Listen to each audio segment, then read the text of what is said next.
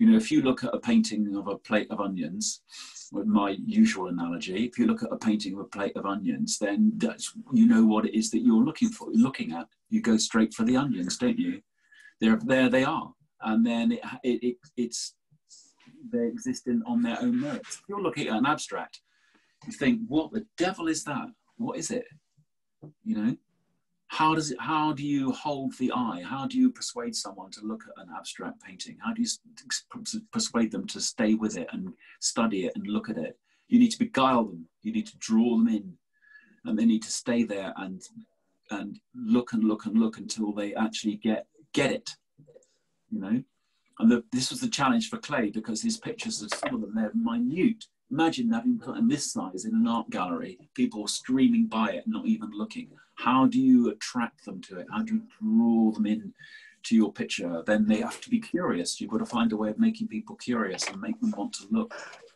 It's very difficult. We've all had that experience in art galleries, haven't we? Walk around, just not seeing half of it, not noticing half of it. It's hard work. This is volume 1, okay? The thinking eye, right? Okay? Half of it, he contradicts himself. Yeah? Because it's just a guide. It's like, this is how we approach the work and how we think about it, and this is how we can rationalize what we're doing. But there is a point at which you can't do that anymore. Yeah? And you'll notice that with Klee's work is it's always playful, it's always experimental, and sometimes it's contradicting the things that he's said you need to do. And that is because every picture exists on its own merits. And something else that Klee said, which I think is really crucial to bear in mind. So you can take the rules and you can take the rules so far. This is the thing. But you get to a stage with it where, as he said, before every work of art, there is a single mystery before which the light of intellect gutters out. So you can't, you know, there's a bit that's indefinable. It's like you look at it and think, well, that shouldn't work, but it does. I love it. I haven't got it quite right, but that's it. The light of intellect gutters out. Because he was actually a bit mystical when it came down to it, you know, Klee. Interestingly, he really was quite keen on this kind of spiritual connection with art, you know, in the same way that music emotes. Do you know what I mean? And feeds our inner being. Music has that capacity, doesn't it, to feed what we regard as the soul. He was quite keen on art doing the same thing, having that power, having that influence over you, you know, that, because I mean, without that, there isn't anything, is there? You know, I think I said to you, John Constable said that, that painting is another word for feeling, yeah? And that's what you're doing. You're internalizing this thing, as I've said to you before.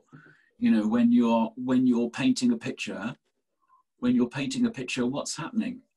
When you're painting a picture, what is happening? When you're looking at a picture, what is happening? You know, what's happening in your brain? You know, amino acids are all stirring around and stimulating your visual cortex. So what's happening is I'm messing with your brain. That's gone into your brain, and it's a chemical release in your brain now. And it's having an effect on you. So it is a feeling. It is a feeling. It is an emotion. Everything is a feeling. Every sense is a feeling, isn't it? I think we can go back to a Renaissance writer, Italian writer, but I believe a philosopher. I need to look up his name. I can't remember it now. Who got the idea, came up with the idea that, or was the first person to actually write it down anyway, that art began when someone saw a tree stump and said, that looks like an angel, or it looks like a ogre, or it looks like a, I don't know, something else. So the minute somebody, the idea is that art began the minute somebody said, that looks like something else. You with me? Looked up at the sky and saw a cloud and said, oh, that looks like a camel. That's when art began, because it's the idea that we can represent one thing with another. Yeah? That is already an abstract. That is what we're doing. We're abstracting. It's not the real thing. Yeah? So, to make that clear,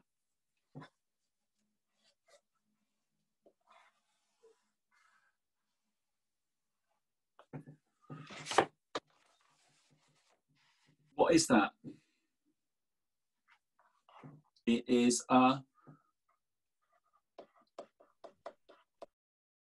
bottle. All right. Is it real?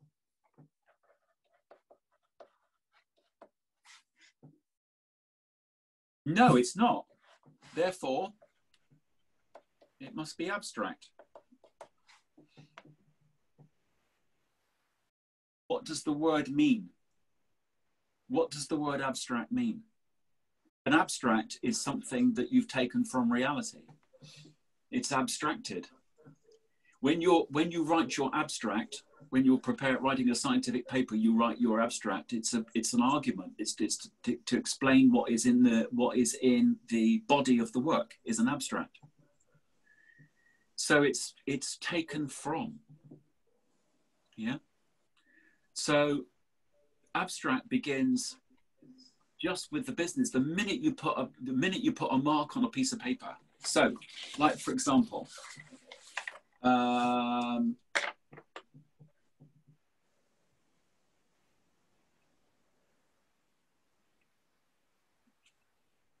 What is that? Can you see that? What is it?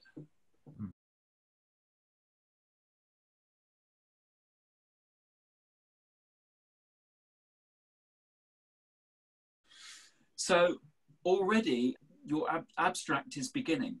What we can do is we can contain it and we can shape it and we can form it and we can make it into something that looks real, but it starts off as an abstract. When you start anything, any painting begins as what? Gestures. So Leonardo da Vinci said that the best way to train the imagination was to stare at a lichen-covered wall.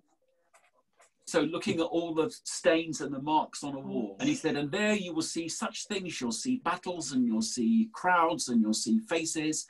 And that is a great way of training the imagination, right? So then a couple of 100 years later, Alexander Cousins comes along and he was known as the blot master.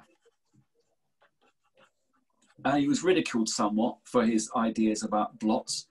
But he wrote a book all about how you can put blots on a piece of paper and see temples and mountains and trees and things in those blots. And then this was his method for, once again, painting pictures and for encouraging and training the imagination and getting your creative juices going. And then, of course, you have this guy, Rorschach, who, you know, the Rorschach test. Yeah. I tell you who else was into his blots, painted loads and loads of blot pictures. Victor Hugo, of all people. He would get his tea and he'd sort of, you know, paint with it. And then he'd turn them into the most extraordinary pictures. Google them. Victor Hugo's blot paintings, octopuses and all sorts. He'd get out of his tea, you know. So you could see that, you know, this is the thing, like with this blot that I've made here. Look, it really wants to be something, doesn't it? It's crying out to be something. Desperately want it to be something. There's movement in there. There's shape. There's gesture. You know, it's already starting. The whole process is starting. So abstract is implicit in every work of art. There is an abstract. Artists have always worked with that as a concept, that idea that you just start with a mark and you can turn it into something. Very often the abstract is there at the beginning, is the point I suppose I'm making. But what we did in the 20th century was we began to say, oh, we don't need anything else. You know, we don't need anything else. You know, the last thing anybody says, you know, when they listen to a piece of music is, but what does it mean? Yeah. And that's what you get when you paint a picture. You paint a picture and people ask you, what's it mean? You know, but you can listen to a piece of music and not feel vexed that you don't know what it means. I mean, obviously pop songs usually mean something, but nobody thinks any the less of J.S. Bach because, you know, his fugue doesn't mean anything. It just is what it is.